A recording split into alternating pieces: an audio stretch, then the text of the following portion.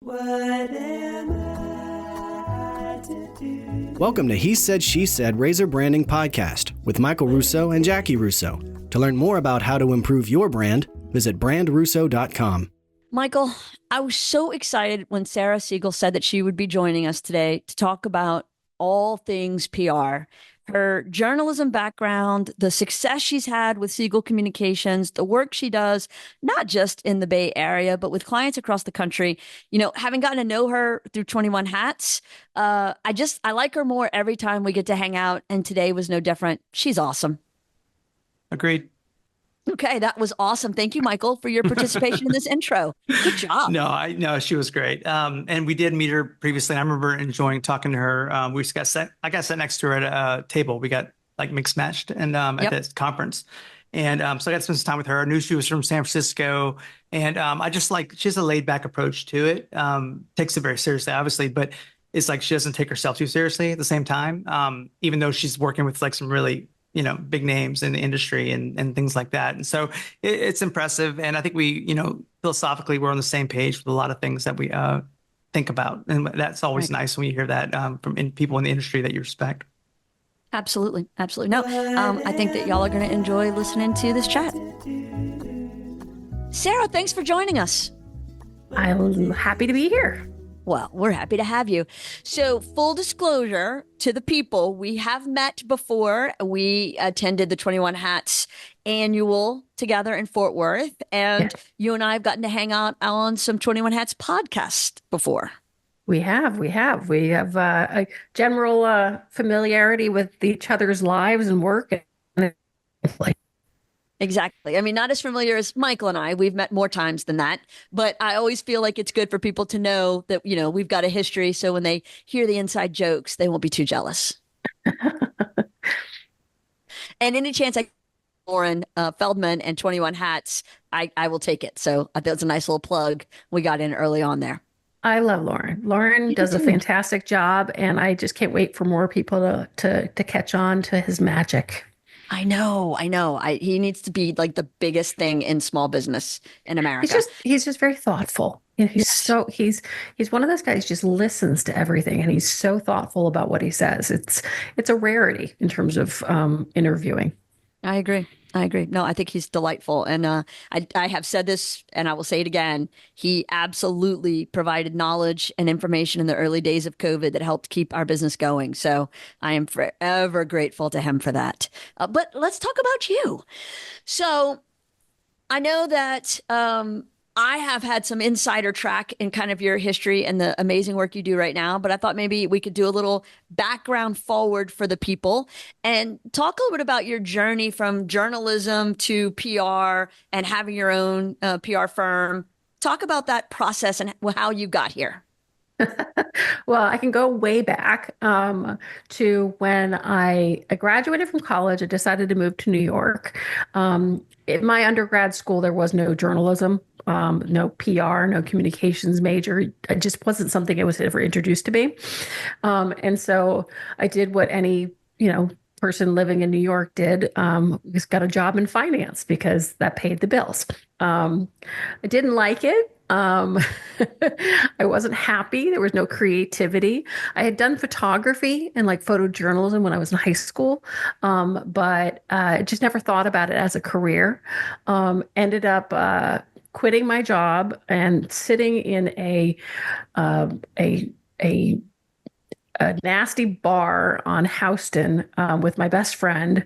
And I said, I don't know what to do. And she said, well, you love asking people questions. You're a natural curiosity. Why don't you think about journalism?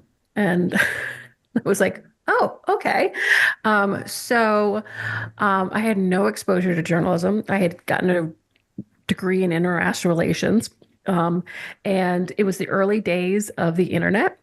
And so I went home and I logged on to AOL and I did a search for everybody who worked in broadcast journalism because I like the idea of working with visuals as well. And I emailed every single one of them. And I got a couple replies, and one of which turned into an internship at a station in New York. And so I worked in broadcast journalism for a number of years behind the scenes, mostly production wise. Decided I'd get my master's degree at the same time in journalism so I could become more fluid in it. And then at the same time, decided I would try my hand at doing some on air stuff. So did that for about a decade before moving out to California and doing it here in San Francisco. And then I got put on some stories that were pretty disturbing, and decided I couldn't leave that those bad stories at home anymore. I mean, not at work anymore. And that's when I decided to move into PR. And so I was lucky to finally convince somebody to hire me in PR and moved my way up in the industry and eventually kind of fell into running my own business. But that's kind of the quick version of my background. Some may say that going out on your own is a horror story unto itself. There is enough meat there to fill a lifetime of sleepless nights. I'm an accidental entrepreneur, as they call it, right? Ditto. So I was working for a internet company, and that contract ended. And a friend of mine who used to be my marketing director at one of my previous jobs called me up and said, "Hey, we're working on opening a hotel in Sun Valley, Idaho. Would you do the PR for its launch?" And I was like, sure. I'd never done a hotel before, but I figured I could figure it out pretty quickly. At the same time, a friend of mine was hating her job. She worked at an agency at a pretty high level, and she wanted to quit. And so she was like, we should just do this. And we did. And so I started a company with my partner at the time, but she eventually kind of splintered off because she got offered a really great opportunity that met her kind of desires for career. But I kept going, and that was a scary experience. But yeah, so I kind of fell into running an agency. Accidental entrepreneur for sure. And it's so funny how I think there's so many of us, and it wasn't our original intention, but now here we are doing it, decades later. And it's like, I guess it's working out okay. I think it's fascinating that you got a journalism start in the number one market in the country. I mean, I feel like most people kind of start at like a 122 market and work their way up to a big market. What was that like starting out at the center of media in the universe? Well, I was behind the scenes, so I was in production. So I Sure. wasn't on camera. I did get an on-camera gig. It was on Long Island though. And that was one of my first on-camera opportunities. But I did go to one of the small markets in the middle of nowhere. I worked as a reporter in Binghamton, New York, and in Syracuse, New York. And it's great to do that because you get to make mistakes. And if I were to look back at my old tapes of myself doing it, I probably would be like appalled because, I was not good, but you don't know what good is until you've done it for a long time. Like PR, like it's funny. For most of my career, I've suffered from kind of an imposter syndrome. And I've gotten over it a little bit more as I've aged. But being seasoned in a career, there's so much value to that because if I haven't done something, it doesn't mean I can't do it. It just means that I'm taking from other experiences that I had to like figure it out. I'm better at figuring things out these days than I ever was. I think it's very normal. I mean, we talk about that a lot. There was a moment like nowadays, if I go and I talk to a school or a class or something, and even a client, if I say something now, I feel like there is authority behind it because I have the experience behind it now. So if I say it, I'm no longer saying it as an opinion. I'm saying it as a fact. Like I said, this is the truth because it's based on my experiences and I have enough of those experiences to make it valid. So now you can come back at me and say, I disagree. You can disagree. That's fine. But my truth is pretty real, And so, but there's a moment when that light bulb goes off and you say something out loud and you're like, okay, that wasn't somebody else's opinion. That was mine. And it was the right opinion, Right. You asked about like moving, like working in news and journalism in like the number one market. And I have to say that I think I was lucky to have done it at that time because broadcast journalism has changed so much over the years. And so much of it has turned into like, there's so much, there a lot of like my favorite programs still to this day are CBS Sunday Morning and Yes. 60 Minutes. Those are my Yes. favorite. I love that kind of long format, in-depth stuff. But you couldn't start that stuff today because A, people don't have the attention span to it, and B, no network or there are very few networks that would take the risk of creating that kind of content. Maybe a Netflix or Hulu or something like that in terms of the documentary style. But like I loved for example, CBS Sunday Morning, where it's like they talk about politics, they talk about, other news stories, but then they always have kind of something fun and entertaining at the end of it. Like they took their time to tell really good stories. And there wasn't this rush necessarily of, breaking news and being first or something. They wanted to do it right and over time. And I got to meet the coolest producers. I worked for Mike Wallace. Like the fact that I got to do that, and other people might not recognize that as a thrilling as I think it is, but the fact that I got to work with him, even though it was on 20th Century with Mike Wallace, which is historical documentaries, but like that was a cool experience, and he was a interesting, wonderful, warm human being that I'm so honored to have been able to work with. I feel smarter at 10:30 every Sunday morning for having watched CBS Sunday Morning. I feel like I'm going to be able to work some somewhat, intelligent sounding soundbite into a conversation because of some package I just picked up.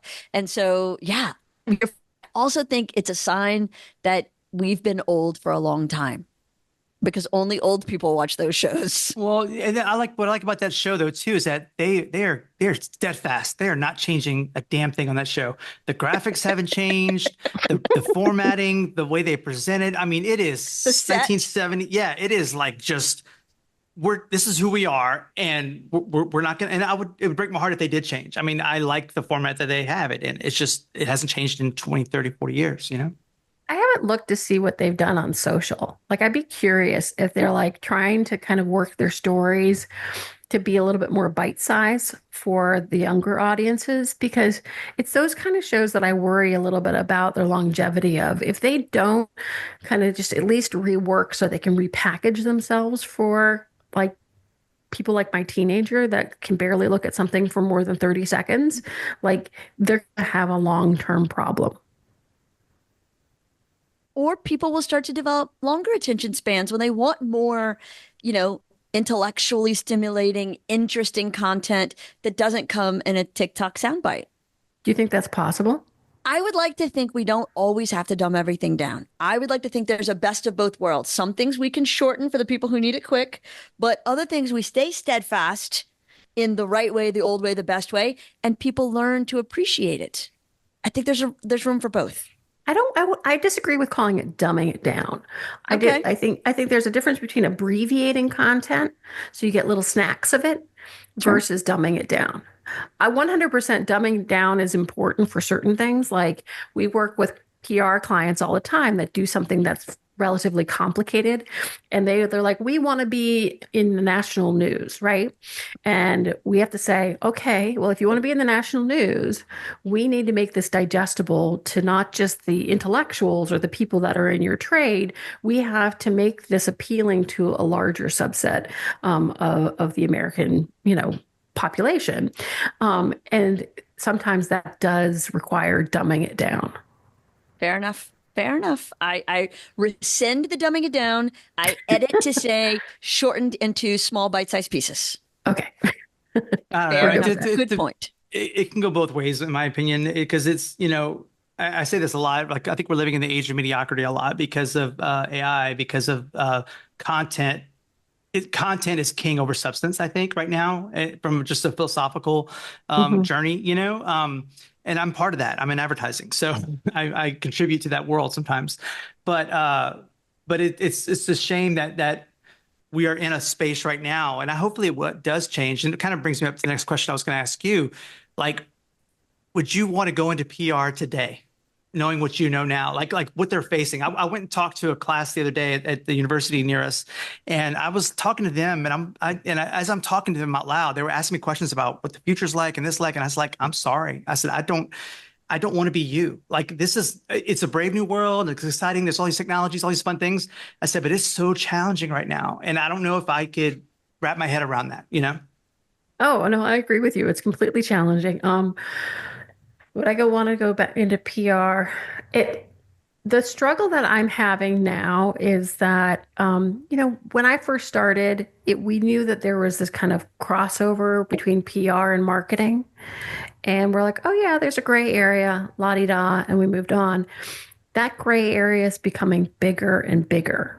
Yeah. So this was it the Venn diagram with the two circles that's coming closer and closer to eventually it's going to be one big circle, right? Where we're all doing the same thing. Like we have clients asking us to do digital advertising for them. That's not our specialty. That's not what we do. We do, and it's still hard, I think, for people to understand the value of earned media. And how difficult and how much more difficult it is every day. Like we have publications that are closing. We have, we always talked about like skeleton newsrooms and how few people that they have, but like it's even more so. Like you have very few people at the helm that you can pitch to get that content, but you still have the same expectations from clients. So would I still do it today? That's a good question. I don't know. I probably would, but I would probably add more of a marketing component to what we do, just because I see the earned media opportunities dissolving and the pay for play increasing over time. And it makes me sad as a former journalist to see that. Like, I know that I can look at a publication or I can look at a website and I can look at social media and I go, oh, that's paid. Oh, that's unpaid, or like whatever it is. Most people can't do that. And so clients just want their name in lights. And if it has to be paid, it has to be paid. But I think that in order to be successful and to grow my business, I would have to do more of the paid stuff if I were to start again. Do you think that part of the challenge of the Venn diagrams growing together and the clients asking for you to do things outside the scope of what we would consider to be normal PR work is our fault as an industry?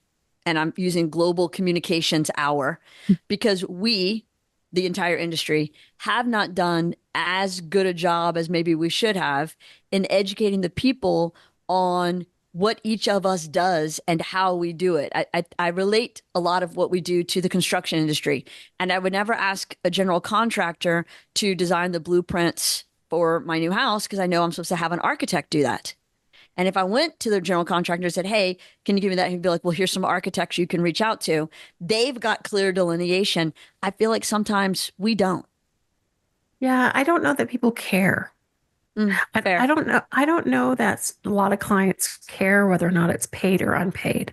But I think it's part of what's important is us explaining the value of something that's earned versus paid. It's the value of Jaci and Michael telling me and referring me to something versus me seeing a commercial for it. I'm going to take what you recommend, and I'm probably going to act on it as opposed to a commercial. Mm-hmm. Although, there are commercials that I'm like, wow, that's really smart. And it might put me in there kind of, they might be in my awareness space because they've been clever or they've been impactful. But that word of mouth, that third party endorsement still has a huge amount of value that is, you can't compare to advertising. Let me go next. All right. Okay. So on that note, I'd love to hear your take on this then. Because yeah, obviously you're having to deal with this like everybody else. You probably more so the influencer phenomena, right? So you word of mouth, now it's paid word of mouth. And I think right, it used to be I could see where it was very valuable. Now I'm seeing the lines muddied all over the place. Like there was a thing I saw the other day, and it was like a TikTok reel or something, and it was somebody that it was a restaurant, I can't remember what it was, but they were trying to do something that looked like it was something else. And like it was that's right. People sit in their cars and eat sandwiches, and they're like, yeah, I also got the new sandwich from the place down the street, and it was like a Subway.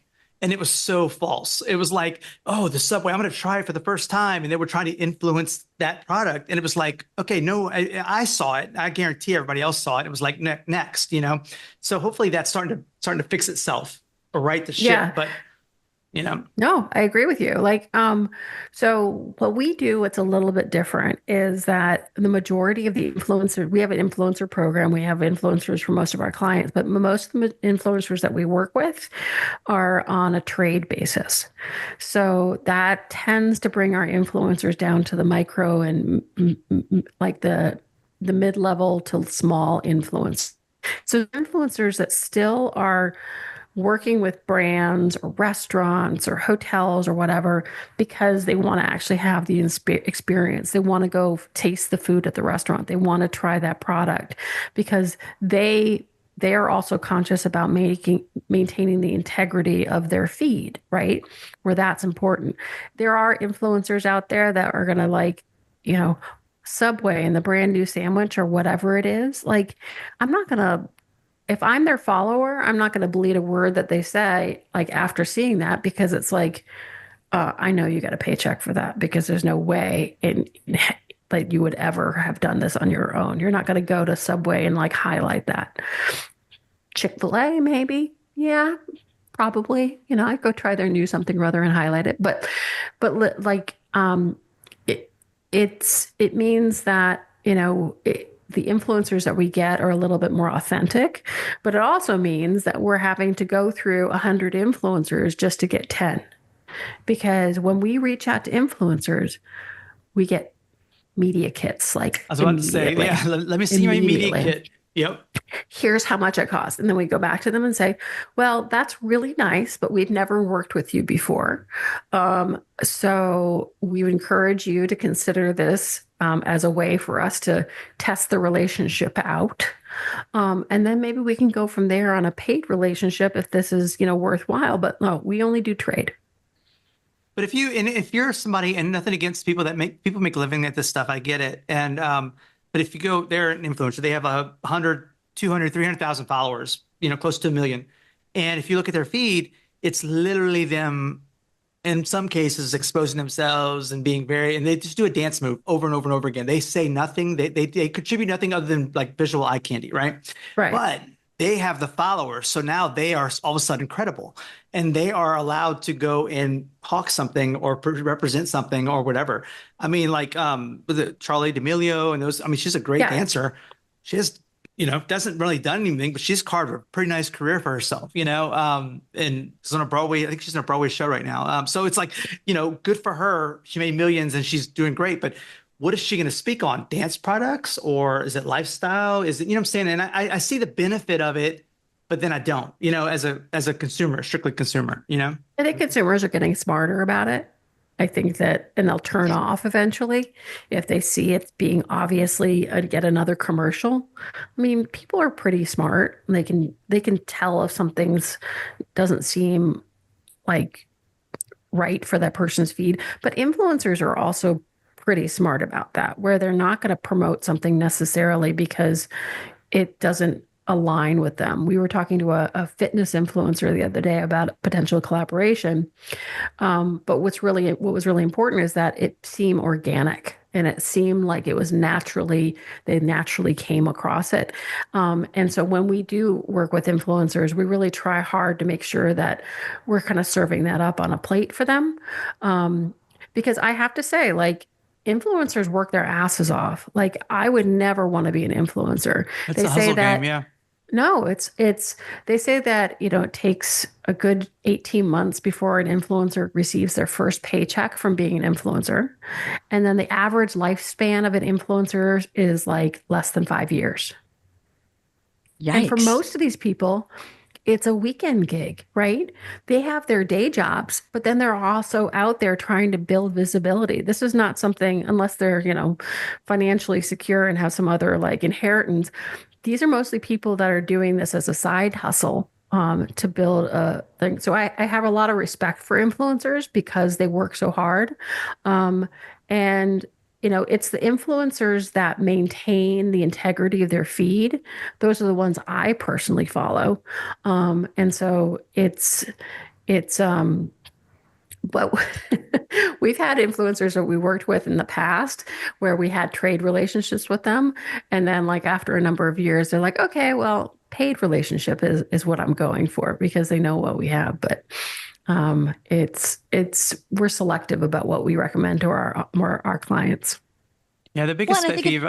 I'm sorry, Jackie. The biggest pet peeve I have is the market. I'm sorry, she has heard me go on and on about this stuff, but it's the ones that they'll have one video go viral, and now they're a marketing expert, and they're telling everybody in the world how to market their wares, right? So now they're like, this is what you need to do. You fire your agency.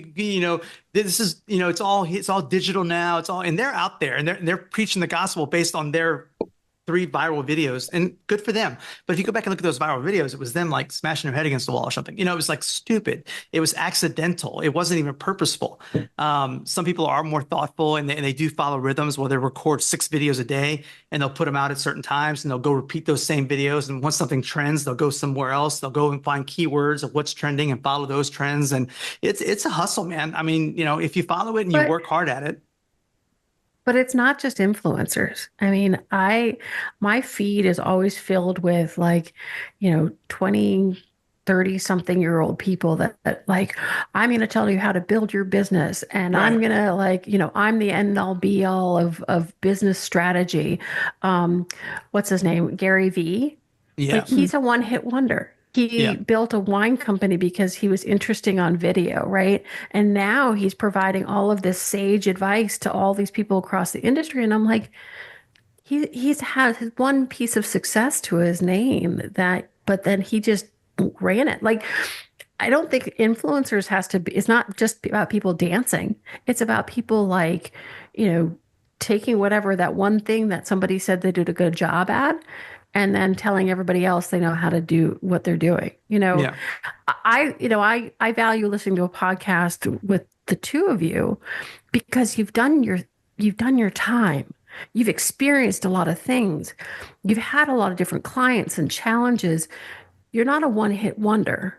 And that's why, like, when I listen to, people doing podcasts or sign up to go listen to a speaker, I'm not looking at their like claim for fame. I'm looking at all the other things that they have. So if they're like barista, entrepreneur, I'm like, no, Yes. no.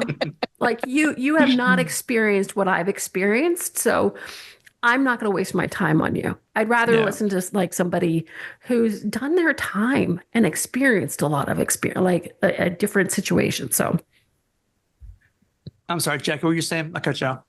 I was just wondering if I was still the co-host of this podcast or if it had become the Michael Russo show. I had to get those things off my chest. You feel better now? I do feel better. Okay, good. So I'm going to go to the second question that I wrote when I prepped for this. That's how far off track we are from my plan. So Sarah, sorry. how has your experience in journalism influenced your approach to PR? That's how far back we are, where we got off track by Michael Russo. Well, everything has to be story led. Like Right. that's 100%. Is that, I had a news director when I was in Syracuse. Kathy Yunkin was her name. And she was like a badass. Like you feared for your life with her. But she would do this thing where you come into the morning meeting and every newsroom does this. You have a morning meeting at like 9:30 and you sit down and the assignment editor has kind of the natural things that are happening in the area on a list. But then you're supposed to come in and pitch ideas, right?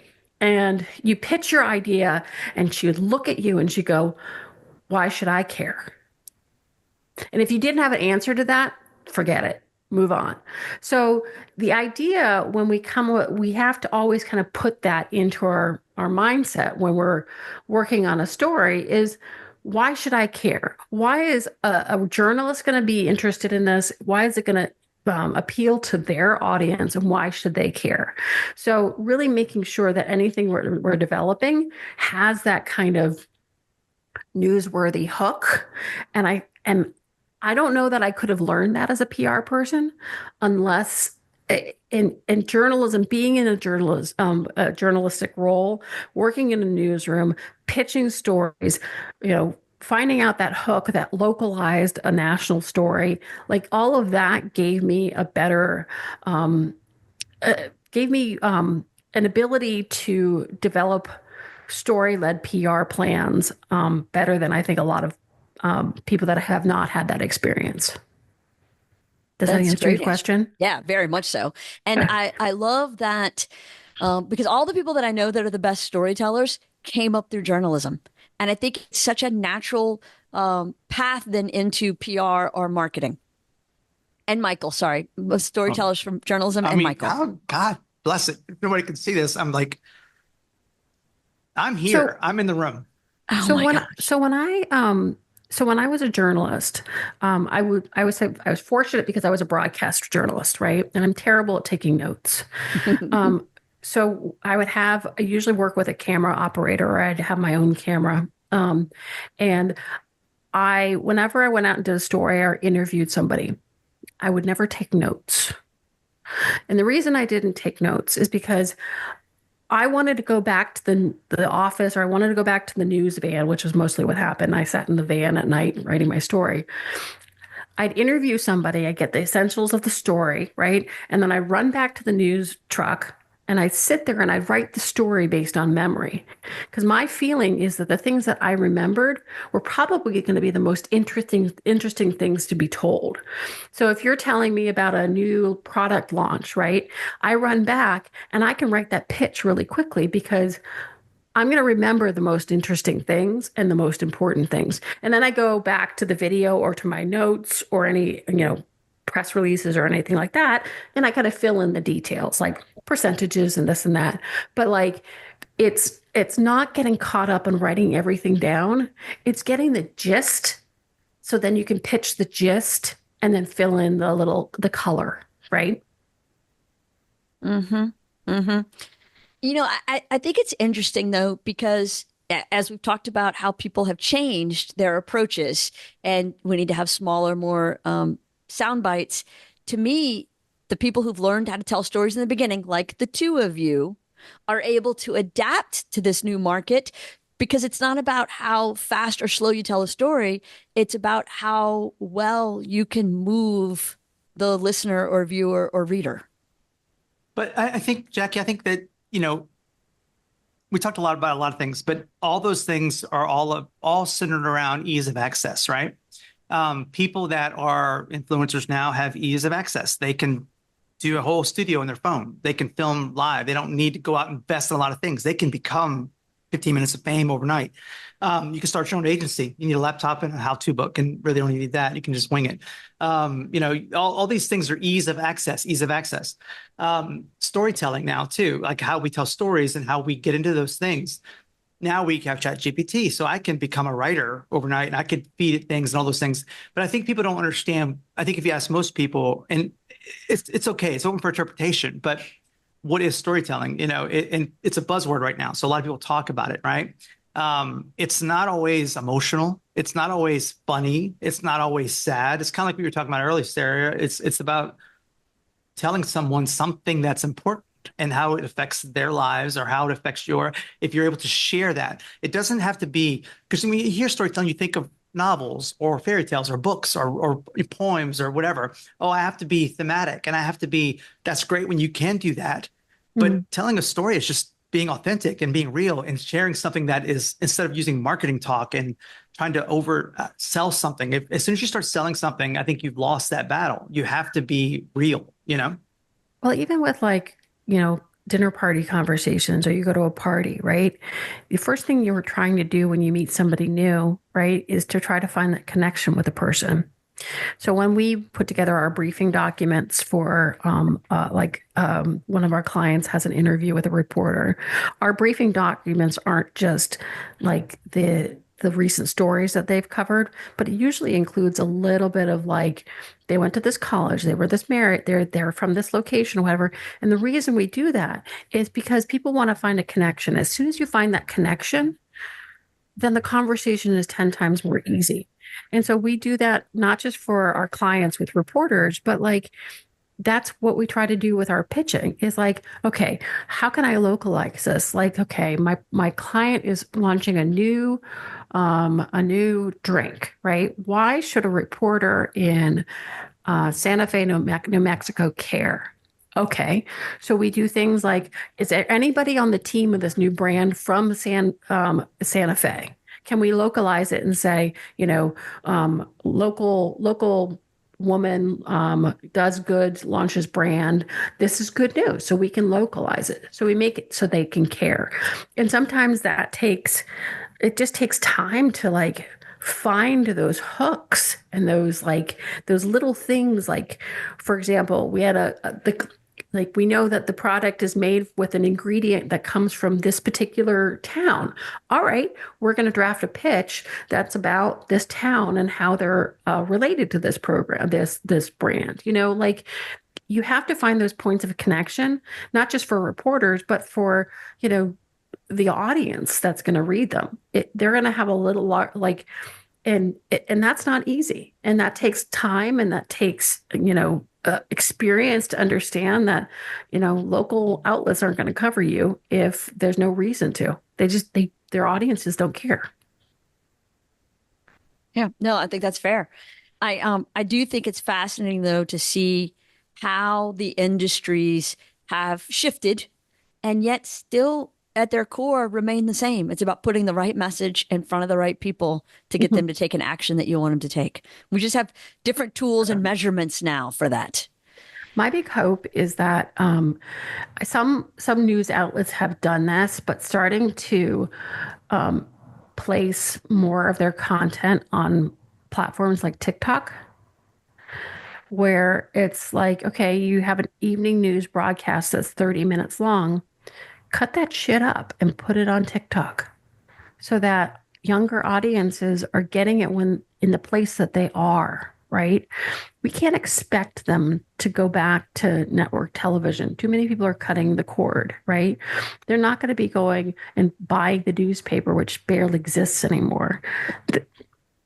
It is the job of media is to make their product where they can distribute it on the channels where people go, right? And some people are seeing it, some people are not. And the people that are not, those operations are getting shuttered. Well, my kids make fun of me all the time. I can't believe Dad's on TikTok. I'm an early adapter. I was on it from early on, and I love it. It has gotten me. I watch, and this is my algorithms, right? I watch golf videos, which I shouldn't because they ruin my game. Watch cooking videos. You can learn a whole recipe in less than 30 seconds, which is amazing. I have a huge folder of those things. And I watch history stuff. There's a couple of historians and teachers that now are online. And these teachers put their lectures online. And they're fascinating. They go through the Roman Empire and the battles of this and that. I mean, and I love history. And they literally just them talking about it. And it's fascinating. But that is a great use of those things. And these guys have huge followings. And I'm one of them, But are you a lurker? Do you ever create content for your TikTok? No, I'm not. Yes, I'm absolutely. The only thing I post on social media is things that Jackie tags me in and our family. I have a hard time with that. I'm a back of the house guy. I'm not a front of the house guy. And the reason I think you have a hard time is that people post a lot more freely than they ever like. There's no like production that goes into this. There's no like I can literally bring my phone up and do like a post right now that I'm being interviewed on a podcast, right? And there's no limitations to that, right? But I'm from I'm from an era where you put together the story and then you present the story. There's work that goes involved in it. But most of the content that's on those channels don't have work involved in it, right? So we're seeing a big shift, and I don't know if you guys are seeing it with social media like Instagram, for example. Way back when, brands used to literally use their Instagram feeds as commercials, where all the content that was being shared on those feeds was super high production, where it matched the brand and this and that. People don't want to see that stuff. They want to see things that are very like accessible and honest and it very raw almost, right? Where they don't want something highly produced because it's suspicious to them. They'd rather see shaky video. They'd rather see, mistakes. They'd rather see all that because it seems a little bit more earnest. Yeah.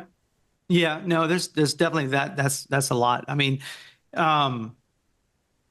And if you're okay, I mean, people get a little too open sometimes, I think. And people that I know, like in my area, like they're not even trying. They're like literally pouring out there. This is what my day was like. This therapy. It's online therapy. It's like, and they put things out into the world and they get immediate feedback. Yeah. And some people are looking for pick fights and some people are looking for whatever, it's just random. Mike Tyson. Yeah, that was a mess. I have trouble too in terms of posting myself because I'm always like, well, I'm not that interesting. Right? I'm not that interesting. And my whole career has been focused on helping other people tell their stories, right? So for me to tell my own story has always been a super big challenge for me because I don't know that I don't feel confident in that my own story to share it. I'm lucky because my business partner is a great megaphone. No, I mean, and she's great. She's great talking. She's great at being in the front of the house and really just yeah. I mean, she's a speech and debate person, so she's got the gift of gab, whatever that may be, and she can walk into a crowded room and just be comfortable with that somehow. I'm going to sit in the corner and watch everybody for a while and wait for somebody to come talk to me almost. And once I'm engaging, I can be engaging. But that's like this is easy. Podcast is easy because I'm not, I don't think anybody's ever listened to our podcast anyway. So Jackie tells me they do, but they so it's easy for me to do that, I agree with you. Like I can be on network television. I can do that without batting an eye. But you put me in a room with 30 people looking at me and I'm like flop sweat. I don't actually sweat, but like I'm sweating on the inside because all of those people's faces, I can see their reaction. What are they I always thinking? loved having the lens. Podcast easy for me because people may listen, people may not listen, people may think that think what I say is great. Some people may think it's not that interesting. Like I don't know. It's like it's done. They have no way to do it. But like being in a room with people breathing, I admire Jackie for that. Well, for the record, Sarah, you have a great podcast voice. Thank you. It's the right timbre. It's right in the sweet spot. My first job, the news director hired me and told me that he hired me despite my voice. Really? No, really. Wow. And suggested I go take singing lessons, and I did. You have an NPR voice. You have like leaning the microphone and saying, "Hey, today our guest." I want to hear you say "sweaty balls" because come sweaty on, balls, sweaty balls. I took singing lessons, and then the next job I got, the news director told me that they hired me because of my voice. It's a little gravelly as I've gotten older, but like, a good voice is a good voice. Like it's nice to, like I listen to a lot of NPR and there's and a lot of podcasts in general. And there's some people that should not be on broadcast. I'm just telling you that much. Agree. They may have a lot to say, but I can't listen to them that long. Well, we're in one of the markets where a large national media company has stopped having trained professional news people and what market level are you in? Like we're number 122. Oh yeah, for sure. You're going to have like junior level people. was even worse than that. They don't have a studio anymore. Oh, Now it's all reporters in the field. oh, Have you oh. not? Okay, so Scripps is the company I'm referring to. So Yeah. what Scripps has done in all of their markets is eliminated the cost of the news program. So they're hiring like Oh, still in college or fresh out of college people. I don't know that they took journalism courses, and they use their phones and their own handheld mics, and they go into the field, and that's the news program. You're laughing as if it's a movie or a joke, and it is neither. It is our reality. I know. I know. It saddens me. Like Yes. journalism, you know, you go back into going back to your question of whether or not I would do PR again. I'd be more likely to do PR again than journalism again at this place because it's the market right now is just so challenging because there's so much cost cutting and just people don't place a value on it. Like my kids don't read the news. No. Well, I found too that, and I don't know, it may have gotten a lot better, but I'm talking to these kids who come out looking for jobs, and I look at their degrees, their resumes, and PR degree, PR degree, PR degree, and I've spoken in front of those classes, and I think they're playing catch up to what they're teaching these kids getting out, because when they get out, they're like, I don't know what I'm doing. I mean, they barely know how to write a press release, and in some cases. So Well, there's a lot of catching up with I mean, because things have moved so fast. I think they've leapfrogged textbooks and traditional ways of teaching the medium, you know? Well, also, so most, it's interesting because we do a lot of recruiting at schools in the Bay Area. And there are schools that really teach theory, but no practical applications, right? And then there are schools that teach practical applications, but no theory. Um, and you can tell when they show up on day one what they can do. And there's certain schools that have a good blend of both of those things. Um, like there are some schools that have a lot of like lecturers that are working in the real world that come to the school and teach. And honestly, it's those schools that we prioritize in terms of hiring people because they have taught real life applications and scenarios and case studies and it just creates a better candidate because we've hired people from like some seriously amazing colleges that are like really hard to get into and then they show up on day one and they can't do anything. So it's finding those things. One of my favorite thing is I've done a little bit of guest lecturing myself, and I enjoy it. Like I think it's fun to kind of inspire the next generation. But I also find when I go to some of these places that some of the tenured professors have never worked in the industry. They went straight from being an academic to a professor, a student to a graduate student to a professor. And I'm like, how do you teach something you haven't ever done? Mm-hmm. Right. And those are the ones that are usually threatened by having professionals come in because they don't want to be undermined or told differently. That's what I found. It's hard though. Like being a professor, like I would like that's a challenge because you have to create a syllabus and you have to make sense of all of it. Like I would have a hard time putting everything that I have in my brain onto a piece of paper. Like I have like such an archive of experience that people are like, oh yeah, you should write a book. I'm like you guys, I read your book. I read cover to cover, read through your book. Thank you. Thank you. And it was, you know, I would have a hard time putting that on, like putting that together, like because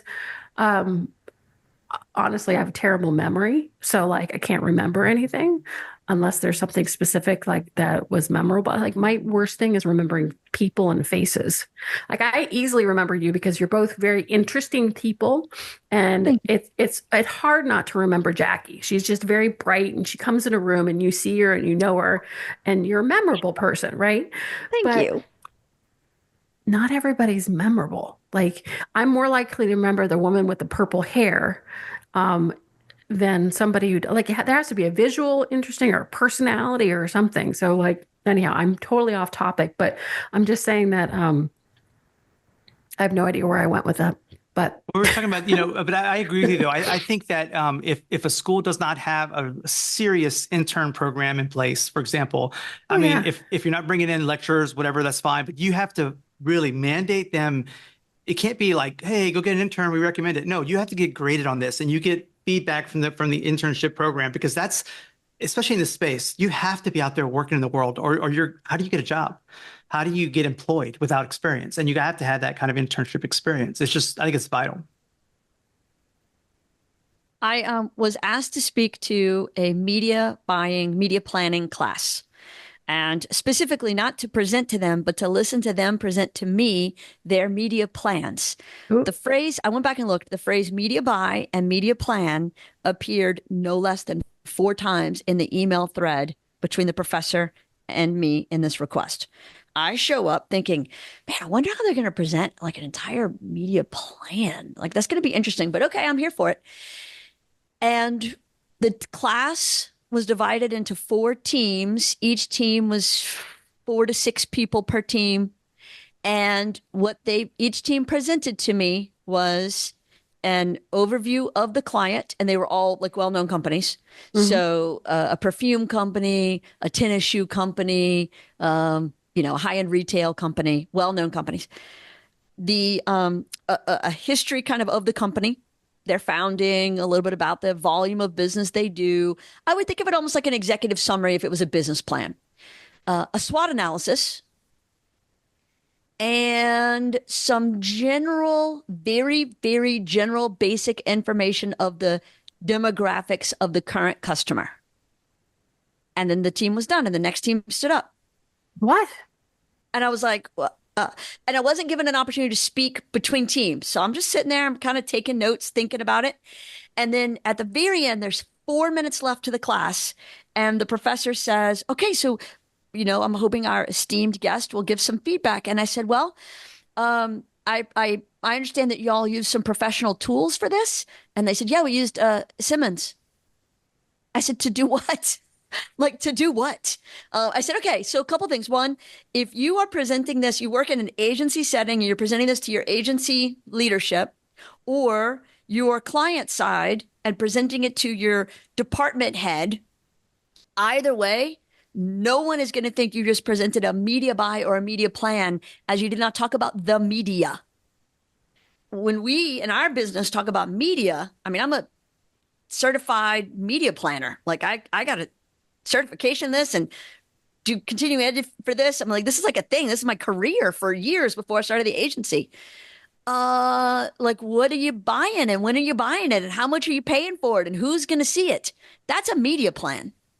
This is the first 3 pages of a discussion about media, but y'all didn't really get into demographics or psychographics or media. There's no media mentioned. I said, so I guess my feedback is more for your professor than for your group? I don't know what to tell you. It was very weird. So when we've got that happening, I'm thinking those are the people who are now coming into our workforce. They are not prepared. Do you make your anybody who's applying for a job or an internship, do you make them, work on an exercise so you can see whether or not they have kind of baseline understanding of what they should be doing? Because we do that. A paid exercise. We pay them for their time. Oh, you I'm not going do? to ask anybody for free work. So we Ooh. pay them for it because we're giving them a real project. We're not giving them a makeup Oh, project. we give them fake ones. We give them real ones because I want them to know sometimes I feel like we don't necessarily give our people enough information. So I don't want something we've mapped out and planned and thoroughly prepared. Like here's Basecamp, which is our task management system. Here's a task. Do. That's really smart. Like, can I ask how much you compensate them for? They give us whatever their hourly rate is. Just about everybody who's trying to get to us has some sort of side hustle, 1099 thing going on. And so I'm like, hey, whatever your hourly rate is, that's what I'll pay. That's Usually really a couple smart. $100. I It's like not a lot of money. Yeah, I mean, No, but usually it's somewhere between $50 and $75 an hour. I like that. I like that. Because here's the thing. I don't want them to think they're walking into this gorgeous creative brief that we've crafted. We are on the fly. We're moving. So you're going to know what it's like to work here. And you've got the opportunity to ask us questions. We're not putting you in a cave and wishing you well. but we also aren't going to hold your hand through it. There's a lot of figure it out. You got to figure it out. I mean, we're a small agency doing big work, and that means that everybody's got to do a lot of figuring stuff out, you know? Yeah, no, my my team still sometimes gets frustrated when like a client will be like, "Hey, do this," and they'll look at us and be like, "Well, we've never done that before." And I'll be like, "Well, we'll figure it out." Figure it out. Like I've done this enough where like I've done bits and pieces of it, and we can figure out how to put it together for a client. Right. But we do have a rule where if you did it once and you know you're going to do it again, you need to templatize it. And so we have a database filled with the most basic to the most complicated templates. So like we at least have something to reference, so we're not reinventing the wheel every time. But yeah, there's a lot of figuring out, I think, across industries. And I think if you're in a creative industry or communications industry, like you should expect to have to spend, a good portion of your time figuring it out. Right. Absolutely. Well, I think it makes you more valuable too. Yeah, and we're kind of industry agnostic. We talk about that a lot, and the fact that our process works with pretty much any industry. We do a lot of B2B work, but yeah, I mean, every time we're having to learn new things and really new things. Like I can't think of anything we've had recently that's been easy. It's been like, okay, here's a whole other industry, and go get your science degree, your legal degree, and I mean, we're having to really learn languages, and we're still going through that every day, and it's a struggle. That's the one thing, another thing that's been helpful for me having a journalism background is because I was a general assignment reporter. Mm-hmm. So like one day I would be doing a story about the economy. The next I would be covering, local fire. The next I would be covering something political. And so every day I was having to become an expert on a different subject matter. So when a client comes to me and, we showcase ourselves as a lifestyle agency, but we have a lot of non-lifestyle clients as well. We have B2B, we have tech, we have nonprofit, we have a whole variety of different clients. We're definitely, agnostic in terms of what you do. There are certain things we don't do anymore because they're not PR worthy. But having that background of not knowing what I was going to do every day kind of made it easier to do that. But like, a lot of these so-called like entrepreneur and business experts will be like, you have to niche down, like show what your thing is. Yeah. And I believe in that slightly, where it's like, okay, you're going to have a brand. Mm-hmm. Your brand should be consistent, right? If we're a lifestyle agency, that's going to be our brand. Mm-hmm. But I've learned along the way that that's not going to stop people from working with us because they don't. The reason they work with us usually is because somebody referred them to us and given us, a good recommendation. So it really doesn't matter what's on our website because people are going to look at your website briefly, but really you're going to land them as a client if when you have that initial conversation, they sense that you hear what they're saying and that you understand the challenges of their business, right? Where you get it pretty quickly. Right. And having been a general assignment reporter, I can listen to the heart surgeon and talk to me about the challenges they've had with this new device. And I can get it because I had to do that as a reporter. Yep. That said, I'm becoming experts. Yeah. That said, I'm redoing my website. So I'll have a brand new website in January. So I'm excited about that. That's exciting. I know. My husband is a designer. So it's free labor, but it's taken a while to get on his schedule. Now, will he finish it up fast for you, or are you going to have to wait patiently in the back of the line?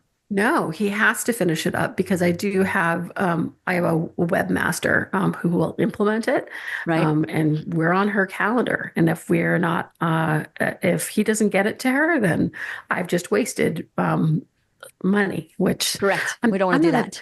I'm not a big fan of that. No, definitely not. Definitely not. All right, we have had a most delightful time. B, far exceeded the original time request we made of you. So thank you for your patience. And C, I want to finish this strong, and Ooh. I'll get the answer to my other 15 questions that I didn't get to ask today, but that's okay. So anybody who's listening, and contrary to what Michael likes to say, we do have 20,000 downloads of this podcast. So there are going to actually be people listening to it. Oh, that's Michael. nice. He sees the report every week, just like I do. I don't know why he thinks no one listens. But so I'd like for you to take some time and kind of put out the plug for your agency. I thought you just did a nice job of the agnostic thing, because I agree. That's how we are too. We don't ever want to get too rooted in one industry. You want to stay fresh. But tell the people why you might be the right PR agency for them, or how they know they need to reach out and get assistance from you. I'm always happy to talk to anybody. That's first of all. And it's easy to reach out to me. I'm Sarah at segalcommunications.com, and it's Sarah with an H. Even if you're just kind of exploring the idea of a PR agency, I'll tell you whether or not, it's a worthwhile investment. I'm going to be as candid and honest as I can, because as a small business owner myself, I respect, people making investments in the right places. We are the right agency for anybody that wants, people that are just your biggest fan, invested in what you're doing, and scrappy and ready to shift gears when you need to, because not every plan is going to work, but it's making sure that you have an agency that is not just going to check the boxes, but they're going to make sure that those boxes are working. And if they're not working, go back to the drawing board. And I think that that's the difference between working with a small to mid-sized agency versus a large agency, where if you're a small to mid-sized business, which is what we kind of focus on, you want to make sure that your agency sees you as a valuable client that they're going to work hard for. If you go for a big agency, you got to be careful about being a small fish in their pond, and not getting the work that you deserve. You deserve a team that is going to work for you and work hard. I love that. That was the perfect way to summarize all this. I think that you provide valuable insight for people. I think oftentimes people think maybe they can't afford PR, or that PR is not right for them, and they miss a big opportunity to connect with their audience. So I'm glad they had a chance to hear from you, Sarah. And PR is not just PR. We have 4 different buckets. We work in PR, influencers, social media, and content creation. So it's across the board.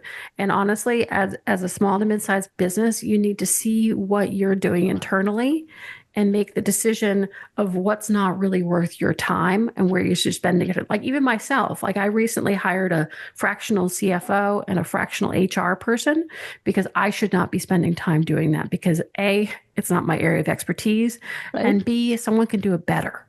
And you have to make the decision that it's worth having somebody else do it better and take it off your plate, so you can focus your attention on things that are going to grow your business. So I'm a big proponent of that. Absolutely. I love that. And tell the people where they can find you. Segalcommunications.com. There we go. Thank you, Sarah Segal. We appreciate your time. Thank you both.